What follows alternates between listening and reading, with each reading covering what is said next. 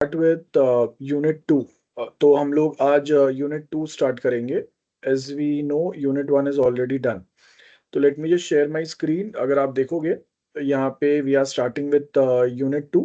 अब यूनिट 2 के अंदर मेन जो चीज़ है ना वो है हमारा रिक्वायरमेंट इंजीनियरिंग वाला टॉपिक।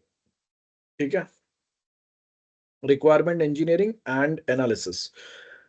अब कुछ पॉइंट्स है यहाँ पे। When we talk about requirement engineering मतलब क्या क्या चीजें होता है। तो यहाँ पे अगर आप देखेंगे when we talk about SDLC, तो एसडीएलसी का जो सबसे फर्स्ट जो स्टेप है वो आपका रिक्वायरमेंट गैदरिंग एंड एनालिसिस है। तो इंजीनियरिंग का मतलब है कि हमें ये हमारा सबसे क्रूशियल फेज है। अगर प्रोजेक्ट का आपका स्टार्ट जो है वो ही अगर गलत हुआ तो पूरा प्रोजेक्ट गलत जाएगा। तो इसके लिए अगर आप देखेंगे हमें यहाँ पे बेसिकली क्या करना है, स्टेक होल्डर्स के एक्सपेक्टेशन अगर मैच करने हैं तो उसके लिए रिक्वायरमेंट इंजीनियरिंग जो है ये करेक्ट होना चाहिए। मैंने सॉफ्टवेयर के रिक्वायरमेंट्स अगर कहीं भी कोई भी पॉइंट पे अगर गलत कैच किए, गलत मैंने अगर नोट किया उसको, तो that is the worst thing for my project. Because वापस फिर हमें जब मिस्टेक अगर समझ में आएगा तो फिर आपको क्या करना पड़ेगा, सेम काम वापस करना पड़ेगा हमें। वापस रिक्वायरमेंट अपडेट करने पड़ेंगे, मॉडिफाई करने पड़ेंगे, है ना। ये सेम काम हमारा हो सकता है। तो उसको सॉर्ट डाउन करने के लिए हमें यहाँ पे क्या करना पड़ेगा, we have to work on this specific part that is requirement engineering. तो अब यहाँ पे आपको कुछ डेफिनेशन कुछ पॉइंट्स दिए हुए हैं। तो यहाँ पे अगर आप देखेंगे when we talk about a software, तो वहां पे हमारे पास कोई फंक्शंस होंगे जो वो सॉफ्टवेयर में हमें ऐड करना है। कोई कंस्ट्रेंट्स रहेंगे, कंस्ट्रेंट्स मतलब कोई कंडीशंस रहेंगे, कुछ रूल्स रहेंगे, और उसके साथ में हमें परफॉर्मेंस मेंटेन करना है। मुझे एक ऑनलाइन एग्जाम कंडक्ट करना है, लेकिन वो ऑनलाइन एग्जाम जो है वो कॉम्पिटिटिव एग्जाम है जिसके अंदर जैसे अगर आपने देखा रहेगा जब हम लोग कहीं पे जॉब पे अप्लाई करता है ना तो उसके लिए भी एक ऑनलाइन एग्जामिनेशन होता है, एप्टीट्यूड और वो सब के लिए। और वो उसमें ऐसा होता है कि हमें 20 मिनट्स है, 40 मिनट्स है, 1 आवर है, और उसके अंदर वो एक लिमिटेड टाइम के अंदर हमें बहुत सारा कुछ काम खत्म करना रहता है। I mean certain number of question solve करने रहता है। तो अब अगर मेरा सिस्टम या मेरा वो ऑनलाइन एग्जाम कंडक्ट करने वाला जो सॉफ्टवेयर है वो अगर लैग हुआ तो that is a negative for the candidate who are attempting that exam. मुझे 60 मिनट्स में 100 क्वेश्चन सॉल्व करना है। अगर आपका सॉफ्टवेयर स्लो चलेगा ना तो मेरा गलती नहीं है, मैं 100 क्वेश्चन सॉल्व कर सकता था, लेकिन आपका सॉफ्टवेयर का परफॉर्मेंस जो है वो परफॉर्मेंस डाउन गया, है ना। तो यहाँ पे कुछ कंस्ट्रेंट्स, कुछ रूल्स रहेंगे और उसके साथ में कुछ स्पेसिफिक फंक्शनैलिटी जो को एक परफॉर्मेंस पे चलना चाहिए। तो यहाँ पे रिक्वायरमेंट इंजीनियरिंग का मतलब क्या है, यहाँ पे हमारा जो सॉफ्टवेयर है उसका डोमेन क्या है। ठीक है, हम लोग क्या स्पेसिफिक पर्पस या कौन से टाइप के बिजनेस के लिए बना रहे हैं, टाइप ऑफ बिजनेस, मेरा बिजनेस का टाइप क्या है। और एल्स मैं बोल सकता हूँ कि मेरा ऑर्गेनाइजेशन क्या कर रहा है ना, ऑर्गेनाइजेशन का मेन जॉब रोल क्या है। उसके हिसाब से हम लोग रिक्वायरमेंट गैदर करेंगे, उसको डॉक्यूमेंट करना है। एंड ये जो डॉक्यूमेंट बनेगा, ठीक है, this is the requirement document, this is requirement document. ये हमें थ्रू आउट हमारा प्रोजेक्ट लाइफ साइकिल जो है, थ्रू आउट ये रिक्वायरमेंट डॉक्यूमेंट हमें संभालना है। तो यहाँ पे हमारे पास की कंसेप्ट कुछ रहता है जब हम लोग रिक्वायरमेंट इंजीनियरिंग की बात करते हैं, मतलब एकदम ढंग से रिक्वायरमेंट गैदर करना है। बहुत इजी टॉपिक है, कुछ डिफिकल्ट नहीं है। हाँ, लेकिन ये फेज आपके सॉफ्टवेयर डेवलपमेंट में बहुत इंपॉर्टेंट है। पहला क्या है, एसडीएलसी, सॉरी पहला क्या है, स्टेक होल्डर। ठीक है, तो स्टेक होल्डर का मतलब है जो भी इंडिविजुअल या जो भी बिजनेस एंटिटी, ओके, कोई बिजनेस एंटिटी, कोई टीम। तो यहाँ पे एंटिटी का मतलब है बिजनेस एंटिटी, कोई एक कंपनी, कोई एक छोटा सा टीम, कोई दूसरा जिसको भी हमारे सॉफ्टवेयर सिस्टम में इंटरेस्ट है ना। जो भी पर्सन का कोई ना कोई एक इंटरेस्ट कनेक्टेड है, फाइनेंशियल या ऑफिशियल जो भी रहेगा, उसको हम लोग स्टेक होल्डर बोलते हैं। जिसके अंदर यूजर भी आ गया, कस्टमर भी आ गया, डेवलपर भी आ गया, और उनके कोई अलग team members, parties, MD, CEO जो भी रहेंगे, तो वो सारे हमारे स्टेक होल्डर्स हैं। रिक्वायरमेंट गैदरिंग के अंदर क्या रहता है, हम यहाँ पे ऐसे जो स्टेक होल्डर्स है, ये स्टेक होल्डर्स के से हम लोग इंटरव्यू कंडक्ट करेंगे। दूसरा सर्वे होगा। सर्वे का मतलब है कि एग्जिस्टिंग सिस्टम जो हमारा या एग्जिस्टिंग सॉफ्टवेयर जो हमारे पास है वो कैसा परफॉर्म कर रहा है, और उसके कंपेयर में मेरे पास मेरे कॉम्पिटिटर के पास जो सॉफ्टवेयर है वो कैसा है, करंट मार्केटिंग कंडीशन क्या है, जिसमें आज के टाइम में मेरे कॉम्पिटिटर्स जो है उनको कैसे सॉफ्टवेयर की जरूरत है, उनके पास कौन से टाइप के सॉफ्टवेयर बेस्ट काम करेंगे, बेस्ट सपोर्टेबल रहेगा करंट टेक्नोलॉजी के हिसाब से। तो वो यहाँ पे हम लोग सर्वे करेंगे, बराबर है। और उसके साथ में कुछ वर्कशॉप होंगे। वर्कशॉप का मतलब है जहाँ पे हम लोग शॉर्ट में सिखाएंगे, समझाएंगे, एक प्रेजेंटेशन टाइप होगा कि हाँ ऐसा कोई सॉफ्टवेयर हम लोग बनाने वाले हैं। जैसे मैं अगर आप सबके साथ एक छोटा सा एक वर्कशॉप कंडक्ट करूंगा जिसमें मैं सिखाऊंगा कि हाँ हमारे कॉलेज या यूनिवर्सिटी के लिए कोई एक नया सॉफ्टवेयर की जरूरत है, तो मैं आपको सबको एक्सप्लेन करूंगा, मैं आपको बताऊंगा कि एग्जिस्टिंग सिस्टम से नया सॉफ्टवेयर या सिस्टम बेटर कैसे होगा, उसकी जरूरत क्यों है, ये सब हम लोग डिस्कस करेंगे। तो अब क्या हुआ, हम लोग सब एक सेम लेवल ऑफ नॉलेज पे आ गए। ठीक है, आप भी डेवलपर हो, आपको ये प्रोजेक्ट के बारे में पता नहीं था, मुझे ये प्रोजेक्ट के बारे में पता था, तो मैंने क्या किया, एक वर्कशॉप कंडक्ट किया। मेरे जो क्लाइंट या यूजर्स रहेंगे उनके लिए मैं एक वर्कशॉप कंडक्ट करूंगा जहां पे मैं उनको जो भी हम लोग प्रोजेक्ट पे काम करने वाले हैं उसमें और डिटेलिंग में उनको प्रोवाइड करूंगा। उसके बाद ऑब्जर्वेशंस होंगे। ऑब्जर्वेशन मतलब आपका करंट सिस्टम कैसा चालू है और उसमें कितना कोई एक प्रोसेस कंप्लीट करने में कितना टाइम लग रहा है, एक्स्ट्रा बैंडविड्थ कितना यूज हो रहा है, वहां पे एक्स्ट्रा ह्यूमन रिसोर्स कितना यूज हो रहा है, कौन से ऐसे टास्क है जिसको आप ऑटोमेट कर सकते हैं लेकिन फिर भी ये मैन्युअली चालू है, कौन से टास्क है जहां पे एक्यूरेसी नहीं आ रहा है जिसको हम लोग मैन्युअली करने की वजह से जिसको हम लोग और बेटर कर सकते हैं। तो ये सब कुछ अगर आप देखेंगे, requirement document clearly specifies functional and non functional requirement. Functional मतलब एक्चुअली हम लोग के सॉफ्टवेयर में जो फीचर्स या फंक्शंस आएंगे। नॉन फंक्शनल का मतलब है ये फीचर्स या फंक्शन फुलफिल करने के लिए, स्मूथली रन करने के लिए आपको जो इंटरनेट हार्डवेयर ये सब की जरूरत पड़ेगी, वो नॉन फंक्शनल आएंगे। तो टाइप्स ऑफ रिक्वायरमेंट अगर आप देखेंगे, फंक्शनल है, फंक्शनल का मतलब क्या फीचर्स आएंगे, है ना, सिस्टम का बिहेवियर कैसे रहेगा, सिस्टम जो है वो कैसे इंटरैक्ट करेगा यूजर के साथ और उसका कैपेबिलिटी क्या रहेगा, मतलब एट अ टाइम वो कितने यूजर्स को कितना लोड कितने रिक्वेस्ट हैंडल कर सकता है, वो यहाँ आएगा। नॉन फंक्शनल के अंदर बेसिकली हमारा परफॉर्मेंस कैसा रहेगा, है ना।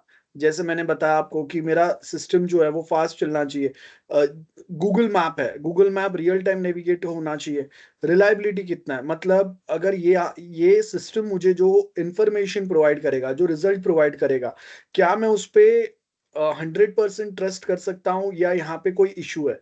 सिक्योरिटी प्रॉब्लम्स कुछ है, यूजेबिलिटी मतलब जो काम के फीचर्स है बस वो ही रखो टू द पॉइंट, उसके आगे एक लाइन एक्स्ट्रा कोड की जरूरत नहीं है तो वो नहीं डालना है, that's usability. To the point जो जरूरत है वो ही फंक्शंस या फीचर्स रखो, एक्स्ट्रा कोडिंग नहीं रखना है, बिकॉज अभी तो हम लोग उसको ऐड करेंगे, बाद में उसमें बहुत तकलीफ होगा। तो finding out the actual usability is very important. उसके आगे यूजर रिक्वायरमेंट होता है। तो यूजर रिक्वायरमेंट अगर आप देखेंगे, describes the perspective of and user focusing on what system should do for them. तो यूजर्स के लिए एग्जैक्टली उनका सॉफ्टवेयर क्या काम कर पाएगा या बेटर वे में क्या कर पाएगा, क्या क्या चीजें हम लोग ऑटोमेट कर देंगे, है ना, या क्या चीज हम लोग ज्यादा फास्ट ट्रैक कर देंगे, ये चीजों पे हम लोग यहाँ पे फोकस करेंगे। और अब ये यूजर रिक्वायरमेंट फुलफिल करने के लिए हमारा सिस्टम रिक्वायरमेंट क्या रहेगा, is then some technical specification की मुझे 2 GB रैम की जरूरत पड़ेगी, बराबर है। देन मुझे 10 GB हार्ड डिस्क जरूरत होगा। देन मुझे एटलीस्ट 512 MB ग्राफिक कार्ड की जरूरत पड़ेगी। मिनिमम 2 Mbps इंटरनेट स्पीड की जरूरत पड़ेगी, एक्सेट्रा एक्सेट्रा। ये मेरे सिस्टम रिक्वायरमेंट हो गए। तो ये मेरे कुछ कंडीशन रहेंगे। कंडीशन का मतलब है कि मेरा जो सिस्टम है वो विंडोज 8 और उसके ऊपर वाले ओएस वर्जन पे ही काम करेगा, उसके नीचे वाले जो पुराने वाले हैं विंडोज XP या 7 उस पे अगर मैं सॉफ्टवेयर चलाने की ट्राई करूंगा तो वहां पे इशू आएगा। देन रिक्वायरमेंट एनालिसिस के अंदर अब मेरे पास सपोज 200 फीचर्स या फंक्शंस है जो हमें ऐड करने हैं अपने प्रोजेक्ट में, तो इसको हम लोग प्रायोरिटी लिस्ट में डालेंगे कि कौन से रिक्वायरमेंट या कौन से फीचर्स या फंक्शंस हमें सबसे पहले डेवलप करना पड़ेगा। उसके बाद में वैलिडेशन वेरिफिकेशन आएगा, जहां पे हम लोग क्या करेंगे, कंप्लीट है कि नहीं, है ना। ये हम लोग बेसिकली चेक करेंगे यहाँ पे कंसिस्टेंट है कि नहीं, एंड स्टेक होल्डर्स के अकॉर्डिंगली वो अलाइन है कि नहीं। मतलब मैंने तो अपने हिसाब से बता दिया, लेकिन आपको ये भी देखना है ना कि जो पर्सन या जो टीम या जो क्लाइंट या यूजर्स के लिए हम लोग बना रहे हैं, उनके अकॉर्डिंगली सारे रिक्वायरमेंट फुलफिल हुए या नहीं, ये हमें यहाँ पे देखना पड़ेगा। तो अगर आप देखेंगे वैलिडेशन एंड वेरिफिकेशन, वैलिडेशन में हमारा मेन डेवलपमेंट काम चलता है, वेरिफिकेशन में हमारा टेस्टिंग काम चलता है, ठीक है। तो वैलिडेशन का मतलब है हम रिक्वायरमेंट गैदर करके उसको डेवलप करेंगे, है ना, सिस्टम को। तो यहाँ पे हमने रिक्वायरमेंट गैदर किया, अब हम लोग देखेंगे कि मेरे पास कंप्लीट रिक्वायरमेंट है कि नहीं। कंप्लीट रिक्वायरमेंट का मतलब है अगर मुझे चैट एप्लीकेशन बनाना है तो मुझे एग्जैक्टली पता होना चाहिए खाली टेक्स्ट मैसेज सेंड होगा, उस पे वॉइस कॉलिंग होगा, वीडियो कॉलिंग होगा नहीं होगा, फाइल शेयरिंग होगा नहीं होगा, एग्जैक्ट टू द पॉइंट मुझे पता होना चाहिए कि चैट का मतलब क्या है। आपको खाली हाई हेलो टाइप मैसेज भेजना है, इमोजीज भी भेजने हैं। अगर यहाँ पे एक इमोजी भी अगर भेजना है ना, तो वो इमोजी के लिए भी मुझे यहाँ पे कोड डालना है, तो वो भी आपको क्लियर पता होना चाहिए। दूसरा कंसिस्टेंट, कंसिस्टेंट का मतलब एक बार आपने बताया कि हाँ मुझे खाली टेक्स्ट मैसेज सेंड रिसीव करने के लिए चैट फैसिलिटी चाहिए, दूसरे बार क्लाइंट दूसरे मीटिंग में क्लाइंट बता रहा है कि नहीं अभी हमारा रिक्वायरमेंट चेंज हो गया, अब चैट फैसिलिटी के साथ में मुझे वीडियो और वॉइस कॉलिंग फैसिलिटी भी चाहिए। या फिर वो बोल रहा है कि नहीं चैट फैसिलिटी नहीं चाहिए मुझे, यहाँ पे व्हाट्सएप पे जैसा पेमेंट फैसिलिटी है वैसा पेमेंट फैसिलिटी चाहिए। तो इसका मतलब क्या हो गया, पहले वो चैट बता रहा था, अब वो बोल रहा है नहीं चैटिंग नहीं चाहिए, चैटिंग चाहिए लेकिन पेमेंट गेटवे वाले में चाहिए, मतलब जैसे हम लोग गूगल पे चैट कर पा रहे हैं वैसा चाहिए। तो ये वाला रिक्वायरमेंट और ये अभी वो जो नया रिक्वायरमेंट दे रहा है ये टोटली अलग है, कंसिस्टेंसी है ही नहीं रिक्वायरमेंट में। तो इससे क्या होगा, जब हम लोग वो चीजों पे काम करते रहेंगे और आधे में अगर क्लाइंट साइड से रिक्वायरमेंट चेंज हो रहा है ना, तो हमें बहुत ज्यादा रीवर्क करना पड़ेगा और हमारा ज्यादा एफर्ट्स पैसा सब अननेसेसरी वेस्ट होगा और मेरा प्रॉफिट कम होते जाएगा। और क्लाइंट अगर वो मेरा जो टाइम और रिसोर्स वेस्ट हुआ, मेरा जो फाइनेंशियल लॉस हुआ, क्यों फाइनेंशियल लॉस हुआ, बिकॉज मेरे 5-10 एम्प्लॉय अगर आपके प्रोजेक्ट पे काम कर रहे थे, ये चैट एप्लीकेशन पे सपोज हमने 1 महीना काम किया, ठीक है। अब 1 महीना काम किया 5 लोगों ने, एक एक पर्सन का सैलरी अगर मैं 30,000 भी अगर पकड़ता हूँ ना ऑन एन एवरेज, तो 5 3 150, मतलब 1.5 लाख का मेरा खर्चा हो गया खाली ये चैट एप्लीकेशन में, जो जो आपको ऐड करना था वो सारे। और आप 1 महीने के बाद में मेरा 1.5 लाख का इन्वेस्टमेंट हो गया इसके बाद में, और प्लस ये तो सैलरी गया, उसके साथ में जो उन्होंने रिसोर्सेज यूज किए, इंटरनेट यूज किया, ऑफिस स्पेस यूज किया वो, और जो रेडी लाइसेंस सॉफ्टवेयर वो यूज करेंगे डेवलपमेंट के लिए, ये सारे तो अलग से गए। तो मतलब आप समझो कि मिनिमम मेरा 2 लाख जितना खर्चा हो गया, और उसके बाद आप बोल रहे हो कि जो हमने ये डेवलप किया ये आपको नहीं चाहिए, आपको पेमेंट वाला फैसिलिटी चाहिए, और ये पेमेंट फैसिलिटी के ऊपर आपको छोटा सा चैट टाइप चाहिए, इट्स सेम लाइक जीपे। तो ये रिक्वायरमेंट एंड ये रिक्वायरमेंट दोनों टोटली डिफरेंट है ना। तो कंसिस्टेंसी आना चाहिए, ठीक है।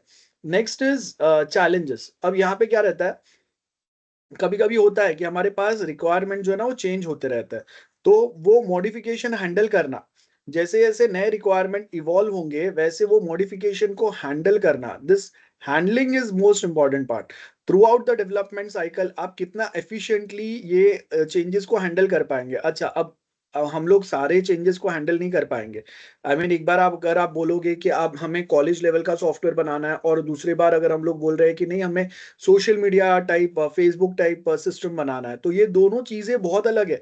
तो यहाँ पे जो चेंजेस है ना, मॉडिफिकेशन हैंडल करने का मतलब है एग्जिस्टिंग सिस्टम में जितने चेंजेस पॉसिबल है उतने चेंजेस ऐड करना। मैं सॉफ्टवेयर का डोमेन चेंज नहीं कर सकता, दिस इज नॉट पॉसिबल। तो हैंडलिंग मॉडिफिकेशन में डोमेन चेंज नहीं होगा। मतलब अभी मैं बोल रहा था कि हमें कॉलेज के लिए सॉफ्टवेयर बनाना है, और सडनली अगर मैं बोल रहा हूँ कि नहीं कॉलेज के लिए अभी हमें जरूरत नहीं है, एक ई कॉमर्स वेबसाइट बना देना, क्या हो गया, दोनों टोटली अलग है।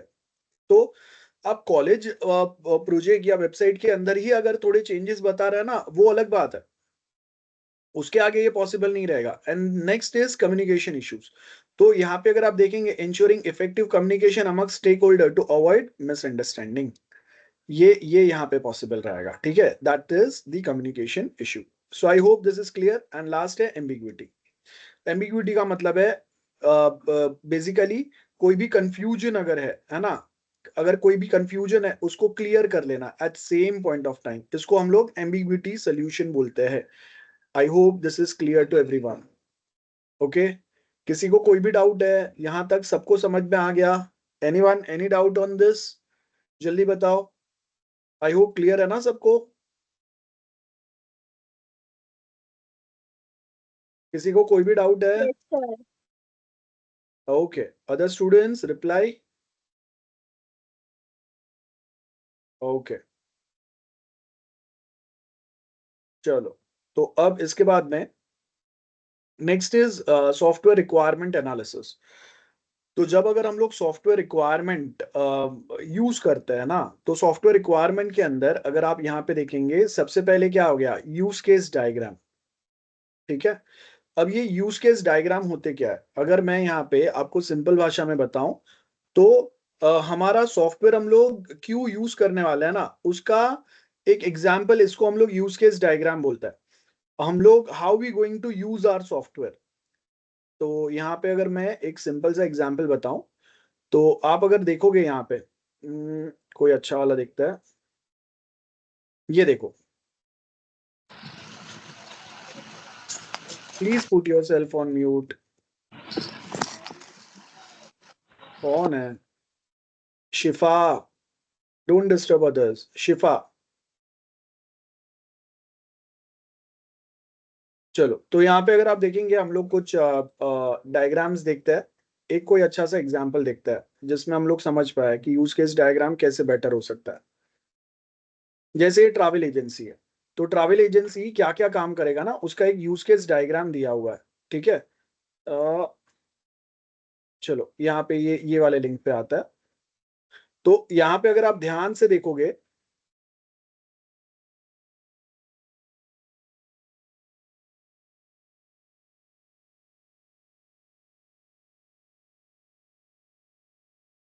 अ, एक सेकेंड, हाँ, एक अच्छा वाला कोई मैं ओपन करता हूँ, फिर हम लोग कंटिन्यू करते हैं।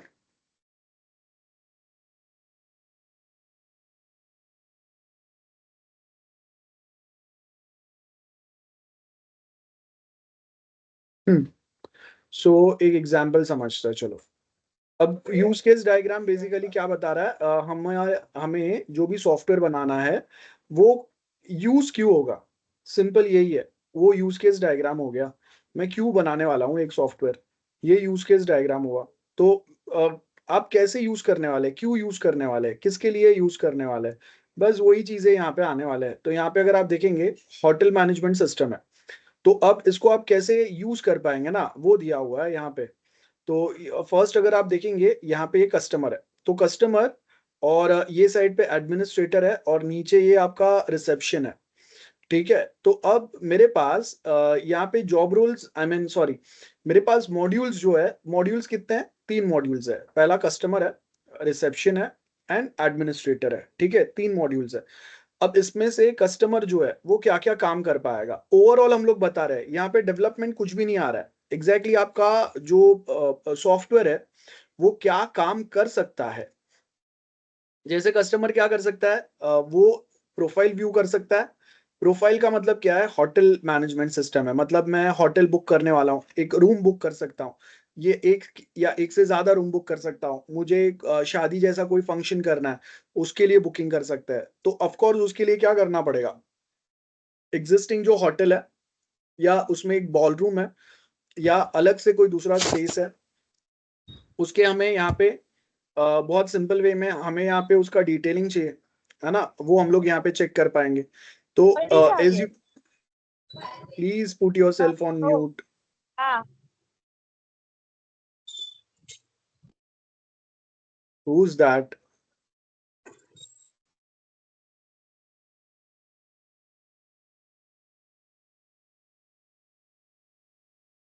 कौन था?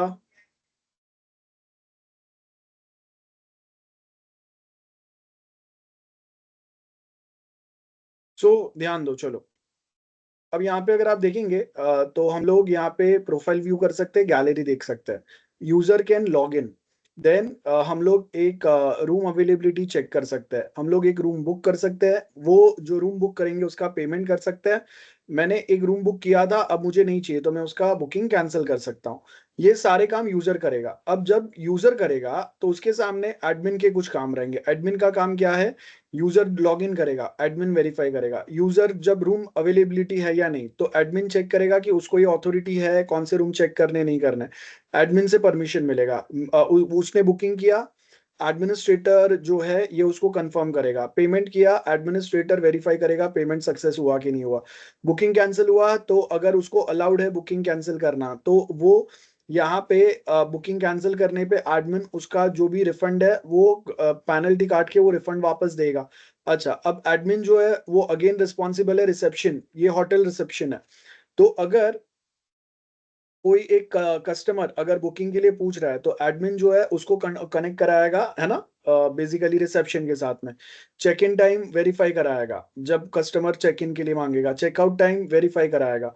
देन एडमिन का अपना खुद का लॉगिन रहेगा, मैनेज डेटाबेस रहेगा। तो ये कुछ अगर आप देखेंगे ये हमारे काम हो गए जिसमें हम लोग यूज केस बता रहे हैं। वैसे ही हम लोग और बहुत सारे अलग अलग चीजों के लिए यूज केस बताते हैं। यहाँ पे अगर आप देखेंगे ये कार रेंटल सिस्टम है। तो कार रेंटल के अंदर यहाँ पे कस्टमर है, ये एम्प्लॉय है, ये मैनेजर है ना, और यहाँ पे ये इंश्योरेंस कंपनी है। तो जो कस्टमर है वो क्या क्या कर सकता है? कस्टमर लॉगिन करेगा, रजिस्ट्रेशन करेगा अपने कार का, वो कार सर्च कर सकता है। कोई एक स्पेसिफिक कार जिसका उसको इंश्योरेंस चाहिए वो यहाँ पे सिलेक्ट कर सकता है ना, कार सॉरी, जो कार उसको रेंट पे चाहिए वो यहाँ सिलेक्ट कर सकता है। उसको फ्यूचर कोई एक काम के लिए रिजर्व कर सकता है। और उसके बाद में नेक्स्ट क्या होगा? वो जो भी उसने कार रेंट किया उसका बिल पेमेंट होगा। अच्छा, अब जब कभी अगर एक कार रेंट पे लिया जाएगा, बाई चांस हो सकता है कि उसका एक्सीडेंट या कुछ डैमेज हो जाए, तो उसके लिए हर रेंटल सर्विस पे आपका इंश्योरेंस कंपनी पिक्चर में आएगा। जैसे आज अगर हम लोग कोई भी बुकिंग करता है, ट्रेन बुकिंग या फ्लाइट बुकिंग, तो उसके साथ में एक इंश्योरेंस पार्ट कनेक्टेड रहता है। So in case of any accident, unwanted कुछ भी अगर हो गया, तो वो टाइम पे इंश्योरेंस कंपनी बिल पेमेंट पे कुछ अमाउंट इंश्योरेंस कंपनी को जाएगा। तो इंश्योरेंस कंपनी यहाँ पे उसी के लिए कनेक्टेड है। बाकी जब कस्टमर लॉग इन करेगा, रजिस्टर करेगा, कार सर्च करेगा और इस कार सिलेक्ट करके रिजर्व करेगा, तो वो टाइम पे जो कंपनी का एम्प्लॉय है वो भी यहाँ पे आएगा। वो क्या करेगा? वो भी लॉग इन कर सकता है। उसके बाद में वो अलग अलग कार्स के डिटेल यहाँ पे मेंटेन कर सकता है। डेली रेंटल रिपोर्ट जनरेट करेगा कि आज कितने कार हमारे रेंट पे गए, कितने बाकी है। और उसके बाद में वो एक बिल जनरेट कर सकता है जो जो लोगों ने कार रेंट किया रहेगा। और मैनेजर का काम क्या है? मंथली रेंटल रिपोर्ट चेक करना। तो ये वे में अगेन हमारा एक छोटा सा अच्छा सा एक एप्लीकेशन बन रहा है ना। Am I clear with this use case diagram? समझ में आया सबको? आपको ऐसे ही यूज केस डायग्राम जो है वो आपको एग्जाम में बनाने हैं। तो आप यहाँ पे मैंने जो यूज केस डायग्राम बताया, ऐसे यूज केस डायग्राम को आप रेफर कर सकते हो। मैं ग्रुप में शेयर भी कर देता हूँ, तो आप इसको रेफर करोगे। बाय द वे, एग्जाम में आप ड्रॉ कर सकते हो ये वाले। तो मैं इसका लिंक जो है वो डाल देता हूँ, आप गूगल करोगे तो भी मिल जाएगा। आई मीन इतना कुछ डिफिकल्ट नहीं है, ठीक है। Am I clear with this? किसी को कोई डाउट है? सिंपल से यूज केस डायग्राम आपको ऐड करने हैं। ओके,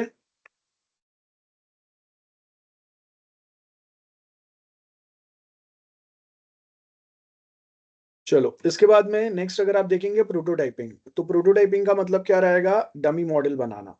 तो एक फंक्शनल मॉडल बनाना, डमी मॉडल बनाना। तो अगर मुझे एक वेबसाइट बनाना है, तो अब मैं क्या करूंगा? मैं विक्स पे जाऊंगा। देखो यहाँ पे, तो ये सॉरी, VIX विक्स। तो मैं विक्स पे जा रहा हूँ। कौन सा था? वेबसाइट बिल्डर, ये रहा। तो अब मैंने विक्स पे गया और विक्स पे जाके मैं यहाँ पे क्या कर रहा हूँ? मुझे कोई एक वेबसाइट बनाना है। अब याद रखो, ये मुझे एक रेडी टेम्पलेट दे रहा है, मुझे यहाँ से नहीं बनाना है। लेकिन मुझे क्लाइंट को एक डमी टेम्पलेट बना बताना है। मतलब मुझे उसको समझाना है कि कॉलेज के लिए आपका सॉफ्टवेयर कैसे दिखेगा, कैसा काम करेगा। तो वो हम लोग यहाँ पे देख सकते हैं। यहाँ पे अगर आप देखेंगे, ये देखो, ये आपके फीचर्स सारे एक साथ हमारे वेबसाइट पे कैसे आएंगे।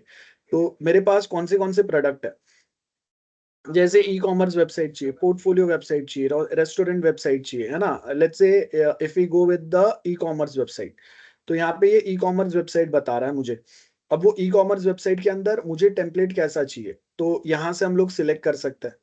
तो ये बेसिकली क्या है, ये आपके एक्चुअल पूरे वेबसाइट बन नहीं रहे, लेकिन मैं ऐसा ही एक वेबसाइट, एक एग्जाम्पल वेबसाइट जो है, जो HTML CSS और थोड़ा बहुत उस पे इंटरैक्टिव बनाने के लिए जावास्क्रिप्ट में बना रहेगा, वैसा डमी वेबसाइट बताऊंगा। इसको हम लोग क्या बोलते हैं, डमी वेबसाइट, डमी साइट, है ना, या उसको प्रोटोटाइप बोलेंगे, जिसके अंदर हम लोग एक्चुअल पूरा डेवलपमेंट नहीं करेंगे। और बाय द वे, ऊपर वाला मैं डायग्राम दो बताना आपको भूल गया, डेटा फ्लो डायग्राम। तो बेसिकली डेटाबेस में मेरे पास जो टेबल्स रहेंगे, वो टेबल्स के बीच में रिलेशन क्या रहेगा, वो यहाँ पे आएगा। और ER डायग्राम का मतलब है ये रिलेशनशिप आएगा, और यहाँ पे टेबल्स के बीच में डेटा फ्लो कैसे होगा, डेटा मूव कैसे होगा, वो यहाँ पे हम लोग बताएंगे। वो DFD डायग्राम हो गया, डेटा फ्लो कैसे रहा होगा, आई मीन डेटाबेस में। और कौन से डेटाबेस में रिलेशनशिप क्या रहेंगे, प्राइमरी फॉरेन की, वो यहाँ पे आएंगे। उसके बाद में प्रोटोटाइपिंग, जैसे मैंने बताया, डमी साइट बनाएंगे, HTML CSS या फिर ऐसे रेडी कोई हमारे पास ऑलरेडी बने हुए कोई साइट रहेंगे, उसको यूज करके इंटरैक्टिव थोड़ा बताने के लिए जावास्क्रिप्ट बना देंगे। तो ये क्या हो गया, ये अर्ली फीडबैक मिल जाएगा। अर्ली फीडबैक का मतलब है हम लोग क्लाइंट रिक्वायरमेंट को प्रॉपरली वैलिडेट कर पाएंगे। प्रोजेक्ट बनाने के पहले क्लाइंट से हम लोग वेरीफाई कर लेंगे। अगर बड़े प्रोजेक्ट है, if we work on big project, तो वो टाइम पे हम लोग यहाँ पे बड़े बड़े प्रोजेक्ट में अगर चेंजेस आएंगे ना, तो वो चेंजेस भी बड़े रहेंगे। और उतने बड़े चेंजेस को अगर हम लोग काम करने के बाद में वापस अगर अप्लाई करेंगे ना, हमारा काम जो है वो मल्टीप्लाई हो जाएगा। तो वो हम लोग अफोर्ड नहीं कर सकते। तो इसके लिए हम लोग बेसिकली क्या करते हैं, हम लोग यहाँ पे प्रोटोटाइपिंग पैटर्न यूज करते हैं, जहाँ पे हम लोग अर्ली फीडबैक ले लेंगे क्लाइंट से बेस्ड ऑन द रिक्वायरमेंट, कि भाई तूने ये बताया था और उसके अकॉर्डिंगली ये वाले हमारा ऐसा कोई फाइनल आउटपुट सिस्टम बनेगा। तो डमी वेबसाइट को बनाने में मुझे 2 3 4 दिन, और अगर बहुत बड़ा प्रोजेक्ट है तो 10 दिन लगेंगे, ऐसा समझो। 10 डेज का टाइम लगेगा। लेकिन ये 10 डेज में जो मैं यहाँ पे डमी साइट बनाऊंगा ना, उसको एक प्रॉपर वर्किंग फंक्शनल बनाने में मुझे कम से कम 6 महीने जाएंगे, और इवन मोर। ठीक है, 6 मंथ्स प्लस मेरा टाइम लगने वाला है। तो अब यहाँ पे अगर मैं 3 महीना काम करके अगर चेंजेस आ गए, तो मेरे एफर्ट्स मल्टीप्लाई हो जाएंगे। उससे बेटर है ये 10 दिन काम करना।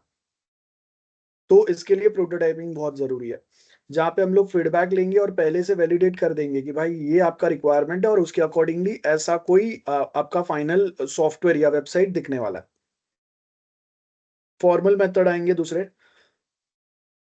इसका मतलब क्या है, मेरे पास जो भी सिस्टम डेवलप होंगे, उसमें क्या लॉजिक अप्लाई होगा, क्या एल्गोरिदम अप्लाई होगा, बड़े डेटाबेस में से हम लोग डेटा को फेच कैसे करेंगे, उसको सेग्रीगेट अलग अलग लोकेशन पे कैसे करेंगे, इसके लिए मैथमेटिकल टेक्निक या लॉजिकल टेक्निक क्या यूज होंगे, उसके लिए जो एक्सपर्ट रहेंगे, जैसे जो DSA में एक्सपर्ट है ना, या जो एल्गोरिदम में एक्सपर्ट है, ऐसे लोगों को हम लोग बुलाएंगे जो हमें उसका एल्गोरिदम या लॉजिक डेवलप करके देंगे। फॉर एग्जाम्पल, इंस्टा का लॉजिक कैसे काम कर रहा है, जहाँ पे आप किसके रील्स देख सकते हो, किसके नहीं देख सकते, कौन से प्रोफाइल आपको लॉग दिखेंगे, तो वो लॉग दिखने का आपका लॉजिक क्या होगा। अगर मैं किसी को पे करने का ट्राई कर रहा हूँ, उसका लॉजिक क्या रहेगा। तो अलग अलग चीजें हमारे काम चलेंगे। सेम वे, कौन से एडवर्टाइजमेंट किसको दिखेंगे, है ना, इसके लिए भी एक एल्गोरिदम, एक लॉजिक बना हुआ है। तो ऐसे तो सुनने में बहुत इजी लग रहा है, लेकिन एक्चुअल प्रैक्टिकल लॉजिक आपका कैसे काम करेगा। और एल्स समझो कि अगर हम लोग कॉलेज सॉफ्टवेयर बना रहे हैं, तो कॉलेज सॉफ्टवेयर में हमारा CGPA कौन से बेस पे कंसिडर हो रहा है, हमारे KT कौन से बेस पे कंसिडर हो रहा है, बिकॉज मेरा इंटरनल एग्जाम भी है, प्रैक्टिकल एग्जाम भी है, थियरी एग्जाम भी है। तो अब अगर मैं इंटरनल में फेल होता हूँ, तो उसका KT मेरा अलग है, थियरी में फेल होता हूँ उसका KT अलग है, प्रैक्टिकल में फेल हो रहा हूँ उसका KT अलग है। तो अब मुझे 3 KT अलाउड है। तो 3 KT अगर अलाउड है, तो एक ही सब्जेक्ट में अगर प्रैक्टिकल, इंटरनल और थियरी तीनों में मैं फेल हो गया, तो is it considered as 3 KT, और 1 KT कंसिडर होगा। और आप उसको पास कभी कंसिडर करेंगे, रिवेल का पैटर्न कैसा रहेगा। और अगर स्टूडेंट ऐसे KT के बाद में पास हुआ है, तो उसके रिजल्ट में क्या चेंजेस आएंगे। और दूसरा पॉइंट कि बीएससीआईटी के अंदर तो हमारा प्रैक्टिकल एग्जाम्स है, लेकिन बीएमएम, बीएमएस, बीबीआई ऐसे जो दूसरे कोर्सेज है, नॉन टेक्निकल कोर्सेज जो है, उसके अंदर तो प्रैक्टिकल वाला सिनारियो नहीं है। तो वहां पे आपका रिजल्ट जनरेशन एल्गोरिदम अलग काम करेगा। तो इसके लिए हमारे पास फॉर्मल मेथड जो रहता है ना, जो रियल लॉजिक रियल मैथ्स क्या अप्लाई होगा, रियल मैथ्स या रियल लॉजिक या एल्गोरिदम क्या अप्लाई होगा, ये डिफाइन करने में हमें हेल्प करता है। तो इससे क्या होगा, जो हमारे क्रिटिकल सिस्टम्स है, क्रिटिकल सिस्टम मतलब रिजल्ट जनरेशन सिस्टम आपका क्रिटिकल सिस्टम है, वहां पे अगर प्रिसीजन और करेक्टनेस नहीं आया तो स्टूडेंट्स के रिजल्ट जो है वो खराब हो सकता है। मतलब अगर यहाँ पे मैंने गलती कर दिया और कोई एक स्टूडेंट जिसको केटी नहीं लगना चाहिए था उसको केटी लग गया, या फिर कोई एक स्टूडेंट जिसको ड्रॉप नहीं लगना चाहिए था उसको अगर रिजल्ट में ड्रॉप बता दिया, तो स्टूडेंट का तो एक साल खराब हो रहा है, बराबर है ना। तो इसके लिए अब सपोज कि किसी को मैंने जो स्टूडेंट है वो 30 पे पासिंग है, लेकिन अगर किसी को 29.5 मार्क्स दिए, तो इसको मेरा सिस्टम इसको 30 कर देगा। ये क्रूशियल पार्ट है, ये प्रिसीजन है। तो इसको हम लोगों को समझना है। और या फिर कोई एक स्टूडेंट सारे सब्जेक्ट में पास है तो उसको ग्रेस मार्क मिलेंगे, 1% ग्रेस मार्क मिल रहा है। तो अब मेरा टोटल सारे सब्जेक्ट का टोटल अगर 750 मार्क्स का है, मतलब 7.5 मार्क्स जो है ये मेरे ग्रेस मिलेंगे। लेकिन कोई स्टूडेंट को अगर 8 मार्क्स चाहिए तो इसको हम लोग राउंड ऑफ करके 8 मार्क्स ग्रेस दे सकते हैं। ये कुछ पैटर्न हम लोग एस्टेब्लिश करेंगे। दूसरा ट्रेसिंग रहता है। ट्रेसिंग का मतलब है डॉक्यूमेंट्स में अगर हमने कोई कोई चेंजेस बताए हुए, प्रोजेक्ट के अंदर हमने कोई अपडेट्स दिए हुए हैं, तो वो अपडेट हो रहा है नहीं हो रहा है, उसको ट्रेस बैक करना है, कहाँ से ओरिजिन से कहाँ से वो चेंजेस आए, वो चेंजेस जस्टिफाइबल है या नहीं है। मतलब कोई भी कुछ भी चेंजेस देगा, सारे चेंजेस को हम लोग मानेंगे नहीं। अगर जरूरत है, अगर हमें प्रैक्टिकली लगता है कि हाँ ये अपडेट की जरूरत है, तो ही वो हम लोग अपडेट करेंगे। ठीक है। उसके बाद में नेक्स्ट इज रिक्वायरमेंट मैनेजमेंट, जहां पे हम लोग क्या करेंगे, प्रोसेस फॉर मैनेजिंग चेंजेस, कौन से चेंजेस होने चाहिए, सेम चीज है, matrix measurement and collaboration and communication, जहां पे अलग अलग स्टेक होल्डर्स के साथ में हमारा म्यूचुअल अंडरस्टैंडिंग होना चाहिए, है ना। कम्युनिकेशन टूल्स हम लोग यूज करेंगे जिससे स्मूथ और रियल टाइम ऑटोमेटेड कम्युनिकेशन हो पाए। तो इसके लिए हमारे पास इंफॉर्मेशन एक्सचेंज के लिए बेस्ट ऐसे टूल्स कौन से रहेंगे। जैसे मैं बोल रहा हूँ हम लोग स्लैक यूज कर सकते हैं, या फिर हम लोग लेट्स से कि अगर मैं बोल रहा हूँ कि हम लोग डिस्कॉर्ड यूज कर सकते हैं। तो ऐसे अलग अलग टूल्स हम लोग यूज करेंगे जहां पे ट्रैकिंग इजी हो पाएगा। ठीक है, ये आपका एक टॉपिक हो गया। Next is user and system requirement. तो अब ये वाला जो पार्ट है यूजर एंड सिस्टम रिक्वायरमेंट का, तो यहाँ पे अगर आप देखेंगे अगेन सिंपल सा है।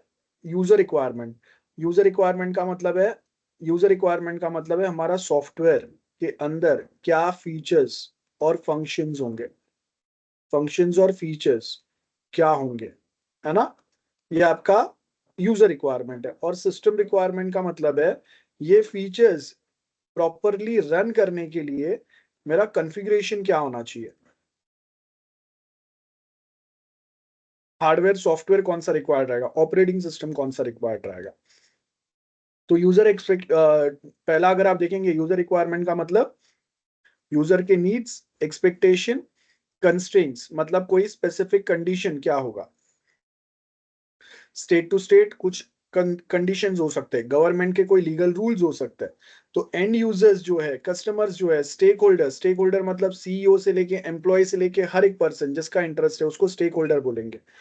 देन उसके बाद में हम जो भी फीचर्स या फंक्शन या रिक्वायरमेंट यहाँ पे लेंगे ये हमारा डोमेन सेंट्रिक होना चाहिए, है ना। तो मैं कोई भी फंक्शंस अगर डालूंगा, वो कॉलेज, अगर मैं कॉलेज के लिए सॉफ्टवेयर बना रहा हूँ ना, तो वो कॉलेज सॉफ्टवेयर के लिए रिक्वायर्ड होना चाहिए। तो यहाँ पे अगर आप देखेंगे centred on the functionality and features that user expect from the software to fulfil their specific needs and achieve their goals. Expression, expression का मतलब क्या है, typically expressed in natural language, बराबर। नेचुरल लैंग्वेज का मतलब है जो भी रिक्वायरमेंट है उसको हिंदी, आई मीन जो भी कंट्री में हम लोग है उनका जो नेचुरल लैंग्वेज है, हिंदी, इंग्लिश, फ्रेंच, चाइनीज जो भी रहेगा, वो नेचुरल लैंग्वेज में लिखो। फिर उसके लिए यूज केस डायग्राम बनाओ, तो वो यूज केस डायग्राम से बेटर समझ में आएगा।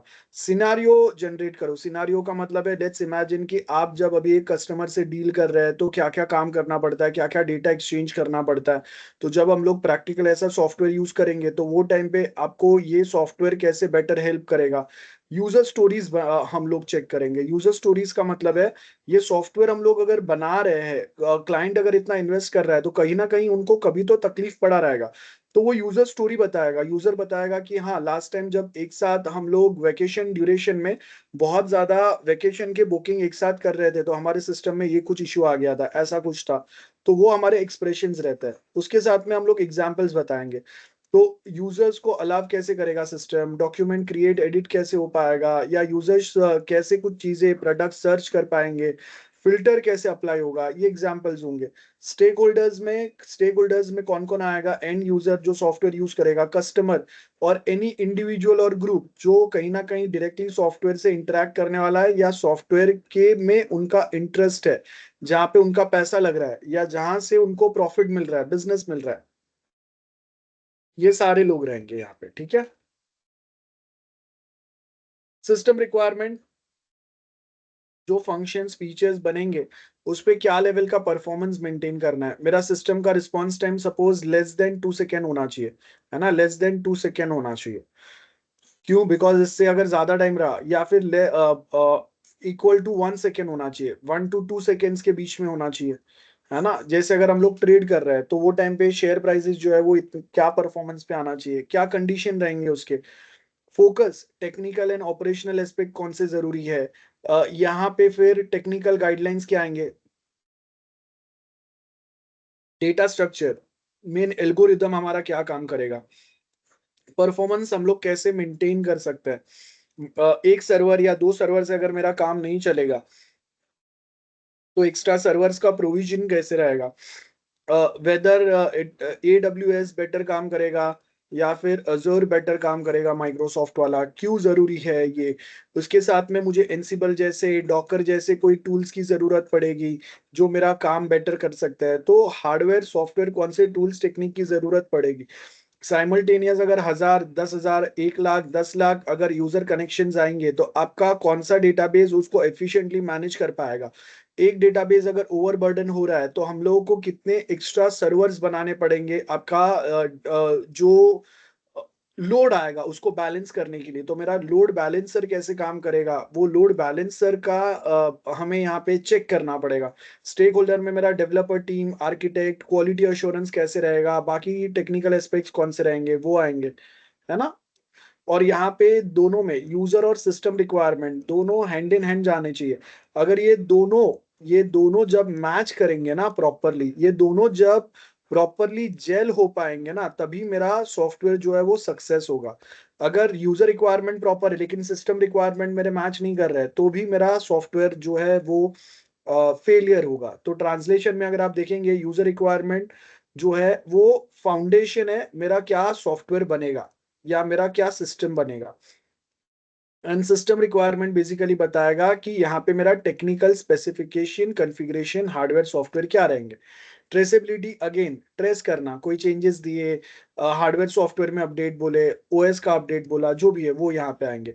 वैलिडेशन का मतलब है again check against user requirement कि मैं, मेरे पास सिस्टम रिक्वायरमेंट, मेरे पास इंटरनेट स्पीड कितना है, मैक्सिमम यूजर्स के लिए इंटरनेट स्पीड कितना है, और जो यूजर के रिक्वायरमेंट है वो अभी जो मेरे पास करंट कॉन्फ़िगरेशन है उस पे वो फुलफिल हो पाएगा या नहीं, है ना। और फीडबैक लूप चलेगा, हर एक थोड़ा पार्ट बनेगा। सपोज एक यूनिट मेरा सॉफ्टवेयर का बन गया, देन आस्क योर कस्टमर और यूजर्स फॉर फीडबैक। तो अगर आपको याद रहेगा, फीडबैक लूप हमारा इटरेटिव में भी चलता है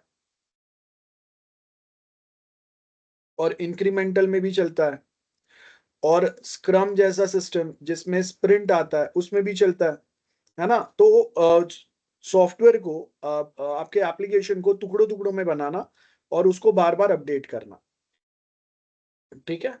ये पार्ट हो गया। इसके बाद में नेक्स्ट जो है वो है फंक्शनल एंड नॉन फंक्शनल। तो विल जस्ट टेक 10 मिनट्स का ब्रेक, बाद में वापस कंटिन्यू करते हैं, अदरवाइज अभी नींद आना चालू हो जाएगा। सो लेट्स रिकनेक्ट एट 1:45, ठीक है, 15 मिनट्स ले लो, मीटिंग में बंद नहीं कर रहा हूँ, यहीं पे हम लोग वापस कनेक्ट करेंगे।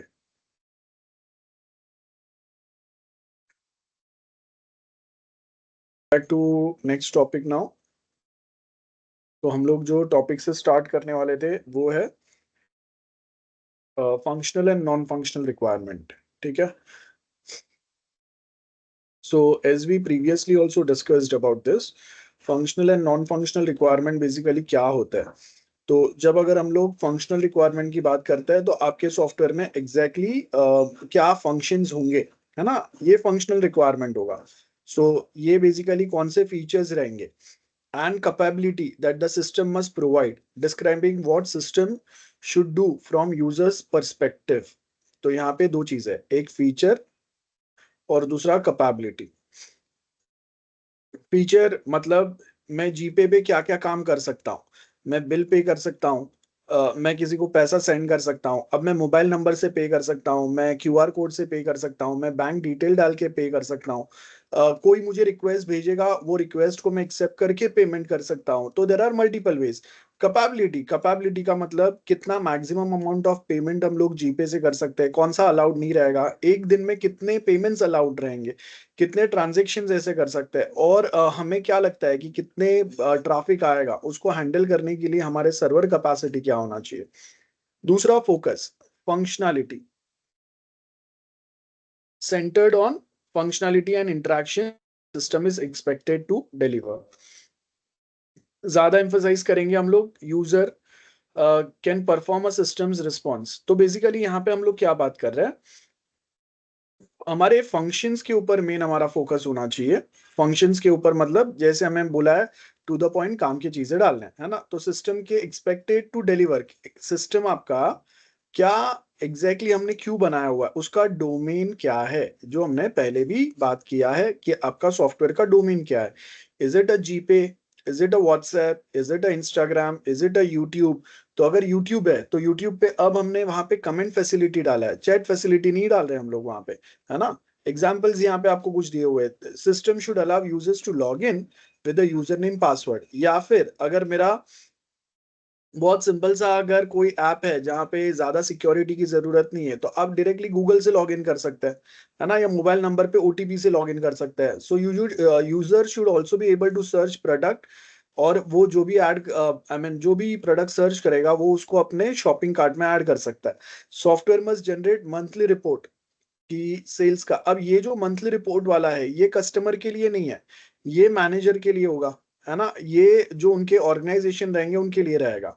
देन फंक्शनल रिक्वायरमेंट हम लोग इसको एक्सेप्टेंस टेस्टिंग के अंदर चेक करेंगे। मतलब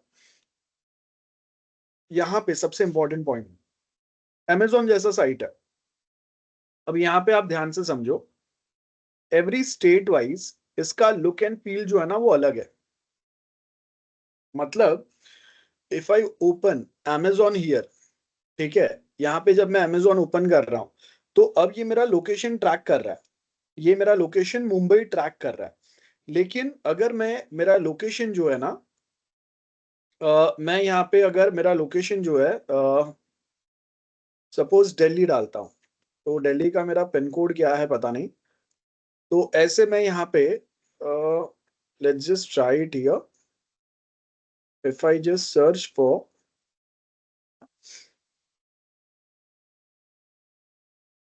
so if I just search here Delhi pin code, ये देखो यहाँ पे ये मुझे एक पिन कोड मिला हुआ है। So when I enter this pin code here, ठीक है, जब मैं यहाँ पे ऐड करूंगा वो पिन कोड को, and if I click on apply, तो अब यहाँ पे क्या होगा, ये जो ऑफर बैकग्राउंड में आ रहे हैं ना ये चेंज हो गए। अब जो मुझे प्रोडक्ट दिख रहे हैं ना, इसमें कौन से प्रोडक्ट आपके दिल्ली में अवेलेबल है ना, उसके अकॉर्डिंगली ये मेरा लिस्ट चेंज हो गया, समझो ध्यान से। अब मैं अगर वापस ये पिन कोड चेंज करता हूं, ध्यान से देखना, यहाँ पे मैंने ये पिन कोड अगर चेंज किया तो कुछ प्रोडक्ट जो यहाँ पे अभी अवेलेबल है, यहाँ पे ये कुछ बाइक्स बता रहा है जो यहाँ पे मैं बाई कर सकता हूँ, यहाँ पे कुछ दूसरे प्रोडक्ट जो मैं बाई कर सकता हूँ ये जो बता रहा है, अब ये अगर मुंबई में अवेलेबल नहीं है या उसका प्राइसिंग अगर डिफरेंट है तो ये वापस चेंज होगा, ठीक है। तो यहाँ पे अब अगर मैं ट्राई करता हूं यहाँ पे 4000, so now if you notice here when I click on apply, तो अब देखो ये मुंबई स्पेसिफिक है। तो अगर मुंबई स्पेसिफिक है ना, तो वो टाइम पे अगेन यहाँ पे मैं कुछ प्रोडक्ट्स जो देखूंगा, यहाँ पे नीचे नीचे कुछ प्रोडक्ट्स जो दिखेंगे, वो डिलीवरी इंस्ट्रक्शन वाइज चेंज हो गया, बिकॉज वो मुंबई में ही डिलीवर हो सकता है या वो दिल्ली में ही डिलीवर हो सकता है। और अगर मुंबई में कोई फेस्टिवल चालू है तो उसके अकॉर्डिंगली मेरा लेआउट चेंज हो जाएगा। दिल्ली में अगर कोई फेस्टिवल चालू है तो उसके अकॉर्डिंगली ये मॉडिफाई हो जाएगा। अगर मैं if I talk about Himachal Pradesh, तो उसके अकॉर्डिंगली ये जो है वो मॉडिफाई हो जाएगा। तो मुझे यहाँ पे, और यहाँ से अगर मैं सिटी चेंज करता हूँ, अगर मैं यहाँ से अपना सिटी या कंट्री चेंज करता हूँ, लेट्स से मैं इंडिया के जगह पे अगर मैं यहाँ पे कनाडा लेता हूँ, ठीक है। तो अब मैंने यहाँ पे क्या किया, मैंने कनाडा जो है वो चेंज कर दिया। तो यहाँ पे अब क्या होगा, अब मेरे पास जो भी मेरा आउटपुट आ रहा है ना, वो अगेन चेंज हो रहा है। ये देखो, ये मेरा जो आउटपुट आ रहा है ये चेंज हो रहा है, वहां के कुछ प्रोडक्ट्स आ रहे हैं मेरे पास। तो इसका मतलब क्या हो गया, मैं यहां से जो कंट्री चेंज करूंगा उसके अकॉर्डिंगली मेरे पास यहाँ पे क्या चीजें दिखाई देंगे ना, वो चेंज हो रहा है। तो यहाँ पे when we talk about acceptance criteria, तो यहाँ पे हमें क्या देखना है, यहाँ पे देखो functional requirement often measure with the clear criteria for acceptance testing. तो अब जब मेरा एक वेबसाइट वर्ल्ड वाइड लेवल पे अगर काम कर रहा है ना, तो उसको जितने लोकेशन पे वो काम करेगा ना, उतने लोकेशन वाइज उसमें चेंजेस आएंगे। क्या चेंजेस आएंगे, उसके अंदर हम लोग उसका जो क्या चीजें यहाँ पे बिकेंगे, क्या चीजें यहाँ पे नहीं बिकेंगे, उसके अकॉर्डिंगली चेंजेस आएंगे। मेरे कुछ प्रोडक्ट्स, कुछ चीजें कनाडा में बिक रहे हैं, कोई कोई स्पेसिफिक फैसिलिटी, कोई सर्विसेज वहां पे अलाउड है, वहां पे कोई, हम लोग जहाँ पे वहां पे कोई फैसिलिटी अलाउड नहीं है। तो आपके 10-50 जितने कंट्री में आपका प्रोजेक्ट या आपका वेबसाइट या बिजनेस काम कर रहा है, उतने कंट्री में आपको उतने अलग अलग कस्टमाइजेशन बनाने पड़ेंगे। उसके क्राइटेरियाज अलग अलग होंगे कंट्री स्पेसिफिक। तो ये मेजरेबिलिटी जो है, अगर ग्लोबल बिजनेस है तो कंट्री वाइज, स्टेट वाइज अलग अलग मेजरमेंट होंगे फंक्शनल रिक्वायरमेंट के। कहीं पे कोई फंक्शन काम करेगा, कहीं पे कोई फंक्शन प्रॉपर काम नहीं करेगा। ओके, तो user requirement and system requirement मेरे चेंज होंगे। अगर ये सेम साइट अगर मैं कनाडा में यूज कर रहा हूँ, मेरे रिक्वायरमेंट चेंज हो गए। और ये सेम साइट अगर मैं सपोज मैं अफ्रीका में यूज कर रहा हूँ, जहाँ पे मेरे टेक्निकली थोड़ा बैकवर्डनेस है, तो क्या होगा, आई मीन हम लोग वहाँ पे इंटरनेट स्पीड स्लो है, जो स्मार्टफोन है वो ज्यादा एडवांस नहीं है, तो क्या हुआ, अब मेरा सिस्टम और यूजर रिक्वायरमेंट दोनों मॉडिफाई हो जाएंगे। वहाँ पे मेरे जो फीचर्स या जितने सर्विसेज मुझे कनाडा में या यूएस में मिल रहे हैं, उतने सपोज कि मुझे इंडिया में नहीं मिल रहे, या उतने जो चेंजेस है वो मुझे और कहीं पे नहीं मिल रहा है, तो ये आएंगे। तो ये सारे हमारे क्या फंक्शंस होंगे वो आ गया। नॉन फंक्शनल रिक्वायरमेंट, हम लोग बेसिकली क्या क्वालिटी अचीव होना चाहिए, क्या एट्रीब्यूट्स रहेंगे, इसके ऊपर हम लोग बात कर रहे हैं। ये नॉन फंक्शनल रिक्वायरमेंट है। तो system that are not related to a specific behaviour, but essentially क्या क्या होना चाहिए, ओवरऑल परफॉर्मेंस क्या होना चाहिए, यूजेबिलिटी क्या होना चाहिए। तो आप अगर देखेंगे, जब अगर मैं कनाडा के साइट पे जा रहा हूँ, ये देखो ये कनाडा के साइट पे जब मैं अगर जा रहा हूँ, इंडिया के साइड पे अगर आपने देखा रहेगा ना, तो वहां पे हमारा बाइक बिक रहा था, यहाँ पे नहीं बिक रहा है। यहाँ पे हमें वो चीजें नहीं दिख रहा है ना। तो ये डिफरेंस हो गया आपका। अब यहाँ पे हमें जो कुछ प्रोडक्ट्स दिख रहे हैं वो इंडिया में नहीं बिक रहे हैं। और वहाँ के लोगों का इंटरेस्ट जो है वो थोड़ा अलग है, यहाँ के लोगों का इंटरेस्ट कुछ अलग है। यहाँ पे अब मैं यहाँ से जब अगर कुछ प्रोडक्ट परचेस करूंगा, ये देखो ये सारे आपके डॉलर्स में दिख रहे हैं, और कुछ प्रोडक्ट सिर्फ वहां पे ही बिक रहा है, वो यहाँ पे नहीं बिक रहा है। जैसे ये ऑगमेंटेड रियलिटी वाले ये कुछ ग्लासेस है, ये वहीं पे चल रहा है, अपने यहाँ पे इंडिया में हर जगह पे नहीं मिल रहा आपको। या फिर कोई ऐसे और होम अप्लायंसेस है, जैसे ये एयर प्योरीफायर है, तो ये वाला वहीं पे बिकेगा, वो यहाँ पे नहीं चल रहा है। या फिर कुछ प्रोडक्ट्स हम लोग इंडिया में ये ऑनलाइन इस पे प्रोडक्ट पे हम लोग बेच ही नहीं रहे, क्योंकि हम लोग उसको अफोर्ड नहीं कर सकते, या फिर वो कंपनी यहाँ पे अभी तक डिस्ट्रीब्यूट नहीं कर रहा है ना। तो यहाँ पे अगर टॉयज एंड गेम्स की हम लोग बात करें, यहाँ पे देखो, तो ये टॉयज एंड गेम्स में आपको क्या दिखेगा, सर्टेन प्रोडक्ट जो है ना वो यहाँ पे आपको नहीं दिख रहे हैं, वो सिर्फ वहां पे मिल रहा है ना। तो मुझे मेड इन कनाडा वाले कोई प्रोडक्ट चाहिए, या फिर मुझे और कोई ऐसे प्रोडक्ट्स चाहिए, तो ये देखो ये बहुत सारी चीजें आपको डिफरेंस मिलेगा यहाँ पे। तो ये वाला हमारा यूजेबिलिटी हो गया। तो अब क्या है, मैं कहाँ पे क्या चीज और कितने चीजें हम लोग कौन से कंट्री में बेच रहे हैं। तो जहाँ पे ज्यादा प्रोडक्ट बेच रहे हैं, जहाँ पे मेरे कंपटीशन अगर बहुत टाइट है, तो उसके अकॉर्डिंगली मेरा परफॉर्मेंस यहाँ पे और बेटर होना चाहिए। तो ये फोकस कहाँ पे रहेगा, परफॉर्मेंस मैनेज करने पे, रिलायबिलिटी पे। रिलायबिलिटी का मतलब, अगर मैं यहाँ से अगर वो साइड पे अगर मैं बोल रहा हूँ कि ओके, हमें यहाँ पे कोई एक प्रोडक्ट 2 दिन में, अगर उसका डिलीवरी 2 डेज में है, तो वो उतने टाइम में डिलीवर होगा नहीं होगा। हम लोग सर्टन ग्रोसरी एप्स यूज करते हैं जो आपको 2 hours, 1 hour, half an hour delivery बताता है। तो अब अगर वो धीरे धीरे अगर वो टाइम बढ़ते जाएगा, तो रिलायबिलिटी मिसिंग है। मैं गूगल मैप यूज कर रहा हूँ जो मुझे बताएगा कि यहाँ से मुझे कोई एक लोकेशन पे जाने के लिए 2 आवर्स लग रहा है। अब जैसे जैसे मैं आगे ट्रैवल कर रहा हूँ ना, ये 2 आवर्स, 2.5, 2.45 मिनट्स हो रहे हैं, 3 आवर्स हो रहे हैं। तो ये रिलायबल नहीं है ना। देन सिक्योरिटी और यूजर एक्सपीरियंस बहुत सिंपल है। तो परफॉर्मेंस कैसे आएगा, सिक्योरिटी, यूजेबिलिटी, सेम चीजें है। टाइप्स कौन से टाइप्स रहेंगे, मेजर मतलब basically challenging, on going, pattern में कैसे यहाँ पे काम करेंगे, रिस्पॉन्स टाइम कितना है, अवेलेबिलिटी परसेंटेज क्या है, ऑन सर्विस कौन से है ना, सिक्योरिटी कंप्लायंस क्या रखे हैं हमने। देन टाइप्स में अगर आप देखेंगे, परफॉर्मेंस रिक्वायरमेंट कैसा है। तो अगर हम लोग कोई रिस्पॉन्स टाइम की बात करेंगे, थ्रूपुट की बात करेंगे, अब सपोज कि कोई एक फेस्टिवल सीजन है जहाँ पे हर कोई ऑनलाइन शॉपिंग कर रहा है। तो अब मेरा सडनली अगर मेरे जो ऑर्डर्स है इसमें स्पाइक आ गया, तो उसको आप कैसे हैंडल कर पाओगे।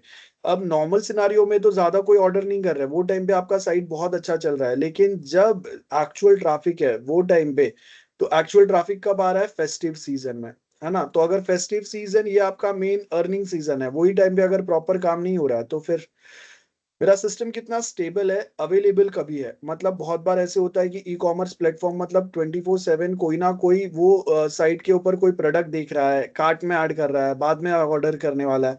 तो वो टाइम पे सिस्टम स्टेबल कितना है, ऐसा नहीं होना चाहिए कि रात के टाइम पे मेरा सिस्टम डाउन जा रहा है, उसका वे ऑफ फंक्शनिंग में चेंजेस हो रहा है, डिलीवरी चार्जेस में चेंज हो रहा है, डिलीवरी टाइम में चेंज हो रहा है सडनली, फ्रिक्वेंटली, या फिर अवेलेबल नहीं है ना। ये सब आना चाहिए। फॉल्ट टॉलरेंस, अब ये बहुत इंटरेस्टिंग चीज है। मैंने गलती से एक प्रोडक्ट ऑर्डर कर दिया, ठीक है, समझो ध्यान से। मैंने एक प्रोडक्ट ऑर्डर किया, अब मुझे उसको ईएमआई पे ऑर्डर करना था, लेकिन मैंने उसको मेरे क्रेडिट कार्ड से ही सीधा मैंने ऑर्डर कर दिया। तो अब क्या, do we have option to convert it into EMI, या फिर मैंने ईएमआई ऑप्शन डाला था लेकिन आपके सिस्टम ने वो अप्लाई नहीं किया। अब क्या हो गया, सपोज 1.5 लाख का मैंने कोई लैपटॉप खरीदा है, मैं एक साथ 1.5 लाख पे नहीं कर सकता। मैं तो सैलरी आएगा वैसा मंथली ईएमआई भरने वाला हूँ 1 साल के लिए या 6 महीने के लिए। लेकिन मैंने ईएमआई ऑप्शन सिलेक्ट करने के बाद में भी आपके सिस्टम ने वो ईएमआई वाला रिक्वेस्ट मेरा प्रोसेस ना करते हुए सीधा मेरा वन टाइम पेमेंट एक्सेप्ट कर लिया। अब how we going to proceed with this. Simple, ये फॉल्ट टॉलरेंस सिस्टम आपका कैसे काम करेगा। तो आप क्या रिमाइंड करा रहे हैं, क्या होगा, सिक्योरिटी, यूजेबिलिटी, अगेन बहुत सिंपल से है। फंक्शनल, अब रिलेशन क्या है फंक्शनल नॉन फंक्शनल के बीच में, दोनों इंटरडिपेंडेंस है क्या, नहीं। तो ये दोनों एक दूसरे पे डिपेंड कर रहे हैं। जो फंक्शंस होंगे वो प्रॉपरली वर्क काम करने के लिए नॉन फंक्शनल रिक्वायरमेंट मेरे फुलफिल होने चाहिए। अगर ये और ये इंडिविजुअल काम नहीं कर सकते, ये दोनों जितने कोऑर्डिनेशन में रहेंगे उतना ही हमारी चीजें प्रॉपर काम करेंगे। ट्रेड ऑफ बैलेंसिंग कितना रहेगा फंक्शनल नॉन फंक्शनल के बीच में। प्रायोरिटाइज, हमें पहले फंक्शनल चीजों पे सोचना चाहिए या नॉन फंक्शनल पे सोचना चाहिए, क्या चीजों पे हम लोग प्रायोरिटी ज्यादा ऐड करेंगे, है ना। और वैलिडेशन, फंक्शनल नॉन फंक्शनल दोनों को हमें प्रॉपरली वैलिडेट, चेक करना पड़ेगा, इवेल्युएट करना पड़ेगा, टेस्ट करना पड़ेगा कि वो हमारे सिस्टम स्पेसिफिक क्राइटेरिया मैच कर रहे हैं कि नहीं। अगर नहीं कर रहे हैं तो वापस चेंजेस करो। Then next is types and matrix, a spiral view of requirement engineering. तो यहाँ पे अगर आप देखेंगे, रिक्वायरमेंट इंजीनियरिंग हमने ऑलरेडी पढ़ा हुआ है, identify the objective, identify the constraints, the condition, then risk analysis and planning कैसे काम करेगा। तो यहाँ पे अगर आप देखेंगे पोटेंशियल रिस्क क्या हो सकता है, तो उसके लिए हम डेवलपमेंट स्ट्रेटेजीज को कहाँ पे क्या मॉडिफाई करेंगे, चेंज करेंगे, कस्टमाइज क्या चीज करना पड़ेगा। एंड सिस्टम रिक्वायरमेंट में हमें फंक्शनल नॉन फंक्शनल रिक्वायरमेंट पे क्या क्लैरिटी होना चाहिए, कितना हमें ध्यान देना पड़ेगा, फोकस करना पड़ेगा इस पे, और इसके लिए हमें क्या सर्वे, इंटरव्यू, वर्कशॉप क्या करना पड़ेगा, कौन से यूज केस डायग्राम, कौन से यूजर स्टोरीज को ज्यादा फोकस करना पड़ेगा। अगर रिक्वायर्ड है तो हम लोग प्रोटोटाइप या डमी मॉडल बनाएंगे for visualization and validation point of view, जिससे हम लोग अर्ली फीडबैक ले सके। और इसमें अगर चेंजेस है तो ये जो हमारा डमी है, डमी के अंदर ही हम लोग चेंज करेंगे, और फिर ये डमी को ही हम लोग रियल प्रोजेक्ट बनाने के लिए as a reference model use करेंगे। तो continuous evaluation and feedback loop चलना चाहिए, है ना। रिक्वायरमेंट रिफाइन होने चाहिए टाइम टू टाइम, अगर चेंजेस की जरूरत है बेस्ड ऑन द फीडबैक, जो जो नए रिक्वायरमेंट इवॉल्व होंगे उसको आप इमीडिएटली ऐड करो, डॉक्यूमेंट करो साथ में, ये सबसे इंपॉर्टेंट है। देन हमारा जो भी काम है ये रिपीटेटिव चलेगा इटरेटिव वे में। तो अगर मैं ऐसे 10 पार्ट में अगर प्रोजेक्ट बना रहा हूँ, तो 10 के 10 पार्ट के लिए ये सेम क्वालिटी स्टैंडर्ड या मॉडल जो है वो मेंटेन होना चाहिए। जैसे जैसे हमारा प्रोजेक्ट प्रोग्रेस होगा, वो सारे सब्सिक्वेंट फेजेस के लिए हमें ये सेम रिपीटेटिव टास्क कंटिन्यूअस करना पड़ेगा। तो स्पाइरल व्यू का मतलब क्या होता है, स्पाइरल समझता है ना। मैंने यहाँ पे कुछ काम किया, यहाँ पे खत्म किया, फिर वापस यहाँ से करूंगा, वापस यहाँ खत्म होगा, वापस करूंगा, वापस खत्म होगा, वापस करूंगा, वापस खत्म होगा। तो यहाँ पे सेम काम हम लोग स्पाइरल में एक लूप में चला रहे। एक बार हमने वो डेवलपमेंट काम खत्म किया, रिक्वायरमेंट गैदरिंग खत्म हुआ, फिर वापस हम लोग वैसे पार्ट पे आएंगे, फिर वापस हम लोग वैसे पार्ट पे आएंगे, फिर वापस हम लोग वैसे पार्ट पे आएंगे। तो ये बेसिकली हम लोग यहाँ पे काम कर रहे हैं। तो इसके लिए यहाँ पे ये स्पाइरल वर्ड जो है ना वो दिया हुआ है यहाँ पे। स्पाइरल वर्ड मतलब कोई काम हमारा लूप में चलेगा, ठीक है। जैसे मैंने ये पॉइंट पे रिक्वायरमेंट गैदरिंग एनालिसिस चालू किया, फिर डिजाइन किया, फिर टेस्ट किया, फिर आई मीन कोड किया, फिर टेस्ट किया, डिप्लॉय किया, फिर वापस चलेगा, फिर वापस चलेगा, फिर वापस चलेगा। तो ये मेरा स्पाइरल मॉडल हो गया। तो रिक्वायरमेंट स्टेबिलिटी पहले चेक करो, देन उसमें अगर चेंजेस की जरूरत है तो चेंज आएंगे। देन कस्टमर सेटिस्फेक्शन कितना है, फीडबैक के बेस पे हमें पता चलेगा सेटिस्फेक्शन स्कोर। तो मैं आउट ऑफ 5 या आउट ऑफ 10 कितना हमें सेटिस्फेक्शन या यूजर एक्सपेक्टेशन हमारे मैच हो रहा है। देन रिस्क मिटिगेशन, मिटिगेशन का मतलब है कि रिस्क का इम्पैक्ट जो है ना वो मिनिमम करना। So number of identified risk and उनका इम्पैक्ट जो है ना वो इम्पैक्ट को मिनिमाइज करना, या वो इम्पैक्ट को हम लोग का सिस्टम सह सके वो लेवल पे लाना। तो प्रोटोटाइप सक्सेस रेट क्या है, percentage of successfully validate requirement through out the prototype. हम लोग यहाँ पे उसका इफेक्टिवनेस जो है ना वो मेजर करता है। देन उसके आगे अगर हम लोग देखेंगे उसमें अगर कहीं चेंजेस है तो वो सेम वापस आपका टेस्ट ट्रेसेबिलिटी मैट्रिक्स चलेगा, जहाँ पे हम लोग टेस्ट केसेस जनरेट करेंगे। अब टेस्ट केसेस जनरेट करने का मेन पर्पस या मेन काम जो रहता है ना कि हमें, देखो यहाँ पे टेस्ट केसेस, तो टेस्ट केसेस जो है इन सॉफ्टवेयर टेस्टिंग। तो अब टेस्ट केसेस का अगर आप देखेंगे, टेस्ट केसेस टेम्पलेट, ये देखो यहाँ पे हमें टेस्ट केस टेम्पलेट मिलेगा। अब ये टेम्पलेट बेसिकली क्या बात कर रहा है, हम क्या बनाने वाले हैं ना उसको हम लोग पहले से ही चेक करके रखेंगे। तो यहाँ पे अगर आप देखेंगे हमने यहाँ पे प्रोजेक्ट का डिटेलिंग डाला है, कौन सा मॉड्यूल चेक करने वाले हैं वो, रेफरेंस डॉक्यूमेंट कुछ चाहिए, किसने बनाया हुआ है, कौन से डेट पे क्रिएशन है, रिव्यू कभी होगा, क्या प्रोजेक्ट के लिए बना रहे हैं। और उसके आगे यहाँ पे हम लोग टेस्ट केस आईडी डालते हैं, मतलब मैं सॉफ्टवेयर का कौन सा पार्ट टेस्ट करने वाला हूँ। तो जैसे लॉगिन टेस्ट करने वाले तो यहाँ पे ये लॉगिन आईडी डाला हुआ है। टेस्ट सिनारियो मेरा क्या रहेगा, तो यहाँ पे हमने टेस्ट सिनारियो डाला है। जैसे कि हमारा टेस्ट सिनारियो जो है यहाँ पे वो है कि हम लोग जीमेल का लॉगिन फैसिलिटी चेक करने वाले हैं। इसके बाद में टेस्ट केस क्या बता रहा है, टेस्ट केस बता रहा है कि एक बार हम लोग valid user ID password enter करेंगे, ठीक है। और उसके बाद में ये अगर मैंने valid user ID password enter किया तो प्री कंडीशन क्या रहेगा कि मुझे अगर जीमेल का लॉगिन अगर चेक करना है तो सबसे पहले मेरे पास जीमेल पे लॉगिन होना, मेरा जीमेल पे अकाउंट होना चाहिए, है ना। इसके बाद में टेस्ट स्टेप्स क्या दिए हुए हैं यहाँ पे, तो टेस्ट स्टेप्स बता रहा है कि आपको यूजर आईडी एंटर करना है, पासवर्ड एंटर करना है, फिर लॉगिन बटन पे क्लिक करना है। अभी ये लॉगिन के लिए तो बहुत आई मीन सिली सा लगेगा, लेकिन जब हम लोग बड़ा पार्ट टेस्ट करते हैं ना, वो टाइम पे ये चीजें बहुत जरूरी रहता है। उसके बाद में टेस्ट डेटा आया, तो वहां पे हमने क्या बोला है, valid user name password enter अगर किया तो मेरा एक्सपेक्टेड आउटपुट क्या होगा, सक्सेसफुल लॉगिन होना चाहिए। और पोस्ट कंडीशन क्या आएगा, पोस्ट कंडीशन है कि हमें जीमेल जो है उसका इनबॉक्स दिखाई देगा, मेरा ईमेल इनबॉक्स दिखाई देगा।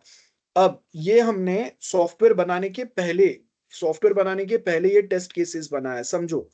बाद में नहीं, सॉफ्टवेयर बनाने के पहले ये मेरे टेस्ट केस बने। तो अब यहाँ पे मैं एक्चुअल रिजल्ट, ये जो post condition sorry expected result जो है, एक्सपेक्टेड रिजल्ट बोल रहा है कि अगर मेरे पास जीमेल पे अगर एक ईमेल आईडी मेरा ऑलरेडी है, ठीक है, मेरे पास जीमेल पे ऑलरेडी मैंने लॉगिन किया हुआ है, मेरा ईमेल आई आई मीन मेरा अकाउंट है जीमेल पे, और मैं अगर करेक्ट यूजर आईडी पासवर्ड अगर डालता हूं तो मुझे मेरा इनबॉक्स दिखना चाहिए। ये मेरा एक्सपेक्टेड रिजल्ट है। और पोस्ट कंडीशन क्या होगा, वो मुझे इनबॉक्स पे लेके जाएगा जहां सारे ईमेल दिखेंगे ऑफ कोर्स। एक्चुअल रिजल्ट, जब मैंने ये सारी चीजें डेवलप कर ली, अब जब मेरा रियल में प्रोजेक्ट बन गया और मैं टेस्ट करूंगा, तब मेरा एक्सपेक्टेड रिजल्ट एक्चुअल रिजल्ट से मैच होना चाहिए। अगर ये दो मैच नहीं कर रहे हैं ना, तो मेरा वो जो टेस्ट आईडी है, यहाँ पे टेस्ट आईडी क्या है मेरा, login 001, ये मेरा टेस्ट आईडी है। तो मैं यहाँ पे लिखूंगा कि मेरा जो स्टेटस है ये टेस्ट आईडी का, वो फेल हो गया। मतलब हमारा एक्चुअल रिजल्ट एक्सपेक्टेड रिजल्ट से मैच नहीं हुआ। अब वो क्यों नहीं हुआ, उसके पचासों रीजन हो सकता है। तो अब हमें वो डेवलपर को भेजना है, तो डेवलपर को मैं सारे सिनेरियो एक्सप्लेन करते नहीं बैठूंगा, मैं उसको बोलूंगा कि भाई ये टेस्ट आईडीज जो है ना, ये हमारे फेल हो गए, अब आप अपने हिसाब से कोडिंग में चेंजेस कर दो। तो इसके लिए टेस्ट केसेस बहुत जरूरी रहता है। तो यहाँ पे अगर आप देखेंगे ना, हम लोग यहाँ पे क्या बता रहे हैं, रिक्वायरमेंट ट्रेसेबिलिटी के अंदर हम लोग ये टेस्ट केसेस बनाते हैं। तो ये प्रोजेक्ट बनने के पहले ये मेरे टेस्ट केस बने हुए हैं, ध्यान से समझो। ये जो हमने टेस्ट केसेस बनाया है, ये मेरा डेवलपमेंट के पहले ये टेस्ट केस बना है। तो ये टेस्ट केस से बेनिफिट क्या होगा, मुझे प्रोजेक्ट बनाने के पहले ही मुझे पता है कि मेरे कौन से फीचर्स आएंगे, उसमें मुझे क्या डेटा एंटर करना पड़ेगा, प्री कंडीशन क्या रहेगा, स्टेप्स क्या रहेंगे। तो अब यहाँ पे मुझे क्या पता चला, यूजर आईडी एंटर करना है, पासवर्ड एंटर करना है, लॉगिन बनाना है। मतलब मुझे क्या पता चला, लॉगिन के अंदर आपके पास एक यूजर आईडी वाला टेक्स्ट बॉक्स होना चाहिए, पासवर्ड वाला टेक्स्ट बॉक्स होना चाहिए, और एक लॉगिन बटन होना चाहिए। देन एक्सपेक्टेड रिजल्ट यहाँ पे बता रहे है ना। तो मुझे एग्जैक्टली सॉफ्टवेयर में क्या फीचर बनाने हैं, कितने फीचर बनाने हैं, क्या लेवल पे बनाना है, टेस्ट केसेस, प्रोजेक्ट के पहले ऐसे टेस्ट केसेस बनाने से बहुत सारी चीजों का हमें, टेक्निकल चीजों का बहुत ज्यादा क्लैरिटी आ जाता है। और उससे अब मैंने ये टेस्ट केसेस बना दिए, और उसके बाद में अगर रिक्वायरमेंट में चेंजेस आए ना, तो अकॉर्डिंग टू द चेंजेस मेरे जो टेस्ट केसेस होंगे ना, वो टेस्ट केसेस भी चेंज होंगे। ठीक है। सो वो आपका कंप्लीट चैप्टर 4 था। अब हम लोग चैप्टर 5 जो है, ये मैं आज नहीं करा रहा हूं, ये हम लोग नेक्स्ट टाइम करेंगे। ठीक है। तो अभी तक मैंने जो भी कुछ पढ़ाया, किसी को कोई डाउट है इसमें, पहले ये बताओ। Anyone, any doubt? Whatever we discussed till this point. Girls, any doubt? Okay. तो आज का लेक्चर हम लोग यहाँ तक स्टॉप करते हैं।